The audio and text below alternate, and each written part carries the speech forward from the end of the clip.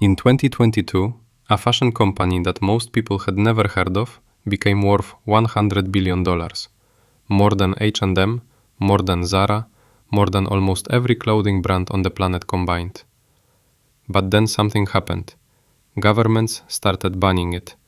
The United States Congress launched an investigation. Countries across Europe started fining it. And in less than 3 years, that same company lost $70 billion in value. This is the story of Shein, and I promise you, it is nothing like what you think. To understand Shein, you have to go back to 2008. A quiet, unremarkable guy named Chris Xu is sitting in a small office in Nanjing, China. He is not a fashion designer. He has no background in clothing. He is not even particularly creative. What Chris is very good at one thing: search engine optimization. He knows how to make websites appear on Google, and he uses that skill to build a tiny website called ZZKKO that sells wedding dresses to women in America. Nobody knows the site. Nobody talks about it. But it works. American women searching for affordable wedding dresses find his site, order from him, and Chinese factories fulfill the orders. Chris just sits in the middle and takes a cut. Simple, unglamorous, but profitable. Then one day Chris notices something. The women buying wedding dresses are also searching for everyday clothes, casual dresses, summer tops, jeans, swimwear, and nobody is selling them fast enough or cheaply enough to satisfy that demand. So Chris makes a decision. He shuts down the wedding dress business. He renames the company Shein, and he starts building something the fashion world has never seen before. Here is what makes Shein completely different from every other fashion company on earth. Traditional fashion brands work like this. Designers sit in a room, look at trends from 6 months ago, make predictions about what people might want next season, produce thousands of units, ship them to stores, and then hope people buy them. If they guess wrong, they are left with warehouses full of clothes nobody wants. Zara, which was already considered revolutionary for being fast, takes about 2 weeks to go from design idea to product on the shelf. 2 weeks was considered unbelievably quick. Shein does it in 3 days. 3 days. How is that even possible? The answer is data. Shein built software that watches the entire internet at once.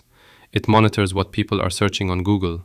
It tracks what styles are going viral on TikTok and Pinterest. It watches what other brands are selling and what is getting the most engagement. The moment a style starts trending anywhere in the world, Shein's system automatically sends the design to factories in Guangzhou, China, with an order for just 100 to 200 pieces, a small test batch. If those pieces sell quickly, the system immediately orders thousands more. If they don't sell, the product is quietly removed. No big loss, no wasted inventory, just pure, ruthless efficiency driven entirely by real demand. The result of this system is almost unbelievable. Shein adds 2,000 new items to its store every single day. Think about that for a second. 2,000 new products every day. Zara, which everyone thought was the king of fast fashion, releases around 10,000 new styles per year. Shein does that in a single week. And because the whole system is so efficient, the prices are insane. A dress for $4, a complete outfit for under $20, a jacket for $12. Young shoppers, especially Gen Z women, went absolutely crazy for it. By 2020, Shein was the most downloaded shopping app in the United States. By 2022, the company was generating $32 billion in revenue every year and was valued at $100 billion. It was bigger than H&M and Zara put together. A wedding dress website from 2008 had become the biggest fashion retailer on earth. But here is where the story gets very dark, very fast. As Shein grew bigger, more people started looking closely at how it actually worked. And what they found was deeply disturbing.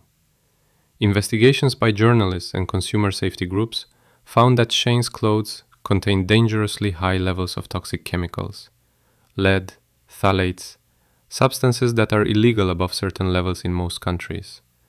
Some children's items were found to contain lead levels that were over 20 times the legal safety limit. Then came the labor reports. Undercover investigations found factory workers producing Shein clothes being paid as little as 3 cents per garment, working shifts of up to 18 hours a day, with no days off, living in factory dormitories with almost no freedom. Then came the intellectual property scandal. Independent designers from around the world started posting proof that Shein had stolen their original designs. Hand-drawn artwork, unique patterns, original illustrations, all copied and sold on Shein within days of the designers posting them online. Hundreds of lawsuits followed. And then the governments came. France passed a law specifically targeting ultra-fast fashion brands like Shein, imposing a special tax of up to 10 euros on every item sold. In January 2026, the governor of Texas banned Shein from all government devices and networks, citing data security concerns. The United States Congress demanded answers about Shein's ties to China and its handling of American user data. And then came the biggest blow of all.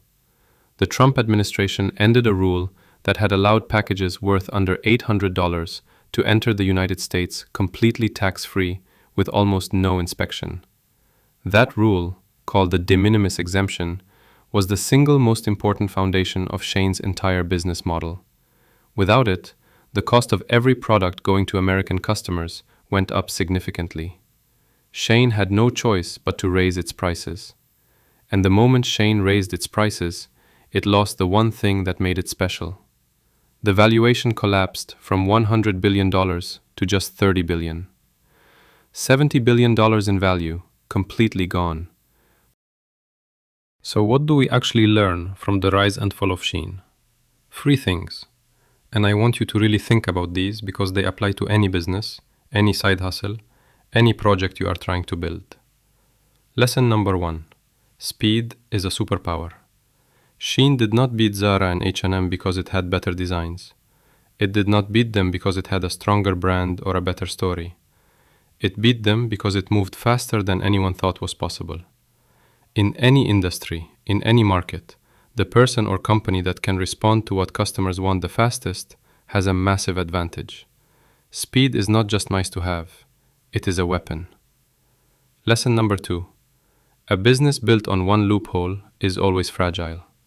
Shein's entire model depended on one tax rule that could disappear at any moment. And it did. If you are building something, anything, always ask yourself this question. If one law changed, if one platform changed its algorithm, if one supplier disappeared, would my business survive?